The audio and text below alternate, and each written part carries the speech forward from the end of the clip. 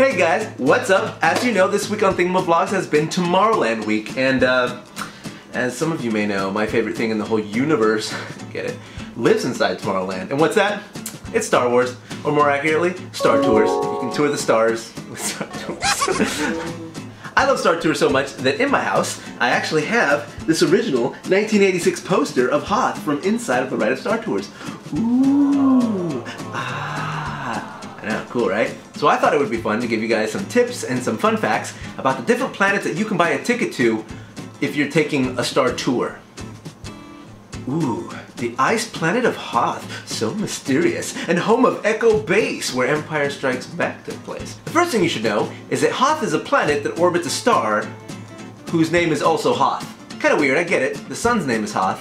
The planet's name should probably be Kolth, covered in ice. Hoth actually has 3 moons, which have no names, but the gravity of the moons pull Hoth apart and make the core unstable, causing it to be volcanic inside. This means that the inside of Hoth is actually very Hoth.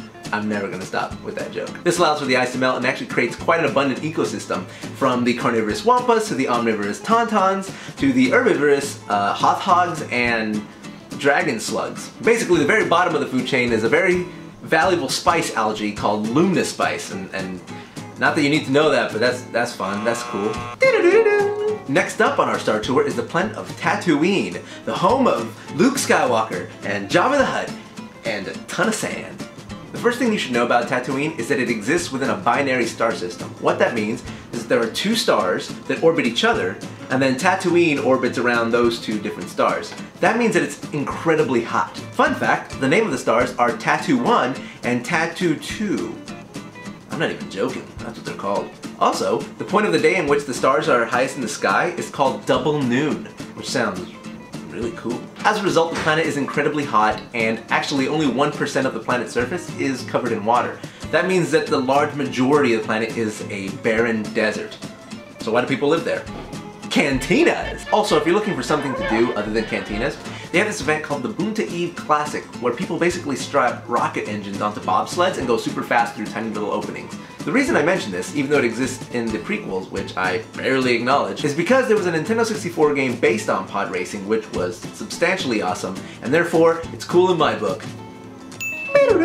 So the next planet on our tour is Naboo. Now I know what you're thinking, Leo, that's a prequel planet, and we barely allow that to slide. Yeah, you're right, I barely do. But it is in the Star Tours ride, and it happens to be the coolest planet you can get in the new Star Tours ride. I don't know how Naboo won it, but man, whenever I get Naboo, I'm super pumped. So this planet's actually kind of special in the Star Wars universe because at its core it produces this stuff called, I don't actually know what it's called, but it's like a plasma magma thing, and it actually melts the planet's nickel core, allowing water to rush in and creating underwater caverns that let you travel through the center of the planet. I don't know, science or something. As a result, you can rent a bongo, which is basically a squid submarine thing, and go down there, where you can see all kinds of wildlife. What are they called?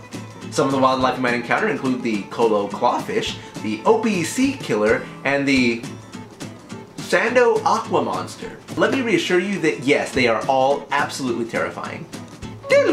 Next up is the fascinating planet of Coruscant, also known as the galactic center of the galaxy.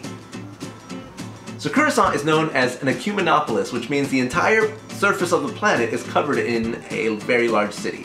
One city. That's a lot of city. Fun fact, the city is actually now taller than any natural organic structure. So yes, buildings are taller than mountains. How tall, you say? Well, funny you should ask. So from the ground floor to the top of the top building, it's actually 5,127 floors. That is a tall city. A census shows that Coruscant is actually currently inhabited by 1 trillion inhabitants. One compelling reason to go to Coruscant is if you're looking for that person who's 1 in a million, you'll probably find like a handful, just for you. There's a lot of people. The final destination I wanted to give you guys some tips on is Endor. So why should you go to Endor? Because Ewoks.